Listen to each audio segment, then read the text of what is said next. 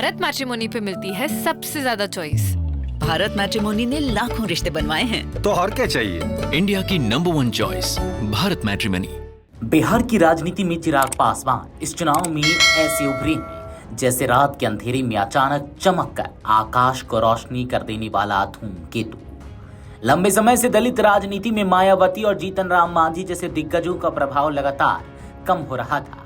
ऐसे माहौल में चिराग ने न केवल अपने लिए जगह बनाई बल्कि अप्रत्याशित तरीके से तरक्की करते हुए खुद को राष्ट्रीय परिदृश्य के केंद्र में ला खड़ा कर दिया।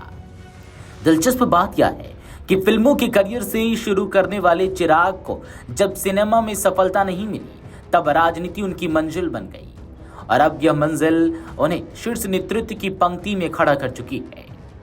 चिराग पासवान के उभार की सबसे अहम वजह है उनका बिहारी फर्स्ट मॉडल। उन्होंने पिछले कुछ वर्षों से जिस तरह से विकास, सम्मान और युवा आकांक्षाओं को केंद्र में रखकर अपनी राजनीति को आगे बढ़ाया, उसने उन्हें बिहार के युवाओं का बेहद पसंदीदा चेहरा बना दिया।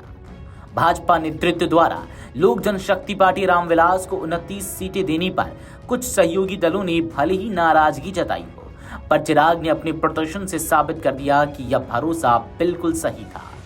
29 में से 19 सीटों पर जीत हासिल करना न सिर्फ चिराग की लोकप्रियता दिखाता है बल्कि यह भी बताता है कि दलित राजनीति का नया केंद्र अब बिहार में बदल रहा है।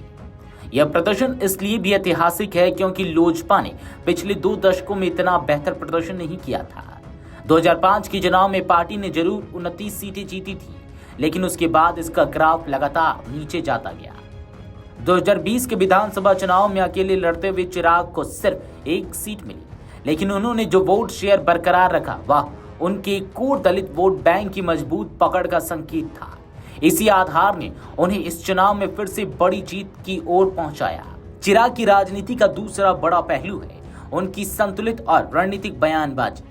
भाजपा के साथ नजदीकी बनाए रखने के बावजूद उन्होंने अल्पसंख्यक और सामाजिक मुद्दों पर अपनी स्पष्ट राय रखकर यह संदेश दिया कि वह केवल गठबंधन की राजनीति नहीं करती बल्कि अपनी राजनीतिक पहचान भी मजबूत रखना चाहते हैं। यही संतुलन उन्हें प्रधानमंत्री नरेंद्र मोदी, गृह मंत्री अमित शाह, यूपी के मुख्यमंत्री योगी आदित्यनाथ और बिहार के मुख्यमंत्री नीतीश कुमार के साथ एनडीए के 5 सबसे लोकप्रिय प्रचारकों की श्रेणी में ले आया। रैलियों में उनकी भीड़, सोशल मीडिया पर उनका प्रभाव और युवाओं के बीच उनकी स्वीकार्यता ने उन्हें एक करिश्माई नेता के रूप में स्थापित किया है। 43 वर्ष की उम्र में चिराग पासवान अब केवल रामविलास पासवान के उत्तराधिकारी नहीं रह गए, उन्होंने खुद की एक अलग पहचान बना ली है।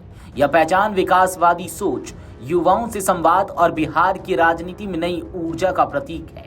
राजनीतिक विशेषज्ञों का कहना है कि चिराग का यह उभार दलित राजनीति की नई धारा की शुरुआत है। जहां पारंपरिक दलित नेता अपनी पकड़ खोते दिख रहे हैं, वहीं चिराग का बढ़ता प्रभाव यह संकेत दे रहा है कि बिहार में किसी भी गठबंधन के लिए उनकी भूमिका अब निर्णायक हो गई है। भविष्य में उनकी पार्टी एनडीए की राजनीति में कितना अहम मोड़ लाती है, यह देखने वाली बात होगी, लेकिन इस चुनाव ने यह तो साफ कर दिया है कि बिहार की राजनीति अब चिराग पासवान के बिना अधूरी है। वीडियो डेस्क अमरुजाला.com। अगर आप ये वीडियो YouTube पर देख रहे हैं तो हमारे चैनल को सब्सक्राइब कर बेल आइकन दबाएं और Facebook पर देख रहे हैं तो हमारे पेज को लाइक करें।